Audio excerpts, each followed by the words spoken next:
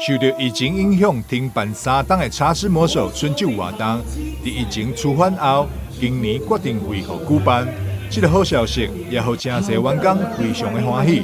因为每一次公司的春酒拢有丰富的摸彩，而且还有美味的料理通我品尝，这让每一位员工拢感觉到伫魔手工课真幸福。创办人王宪明为了让员工会当好好放松，享受这场春酒，特别动经聘请一位大咖艺人到场表演，炒热现场气氛。疫情时代已经超过3年没有办我们的春酒，然后这个疫情的时代哦，大家过得真的也有一种闷，所以员工哦就大家一直建议说，我们已经3年没有办春酒了，要办春酒鼓励一下大家的士气这样子。所以今天有没有特别说准备什么样的一个内容，让大家能够感受这种鼓励的？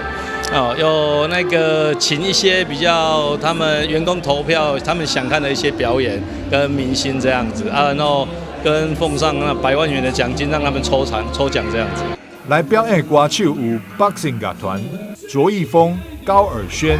叮当、安心雅，另外市长黄伟哲、立委陈廷辉、市员蔡立青、许志春、林冠维，以及真侪社会贤达也拢到场同乐。长久以来，王董所经营的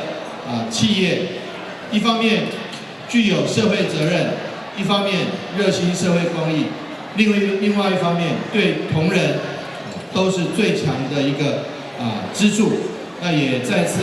感谢我们所有企业的同仁，大家辛苦了1年，能够在来年、在今年有更好的发挥。王宪明表示，前几档在新冠疫情甲乌俄战争所造成的通货膨胀影响之下，收益虽然不如以往，但大家犹原努力经营，充分展现出南部人不服输的个性。你今年产业前景虽然也未定，但公司早已经开始布局魔手专心2.0门市，就由透过结合科技，能力嘛会当更加有效运用，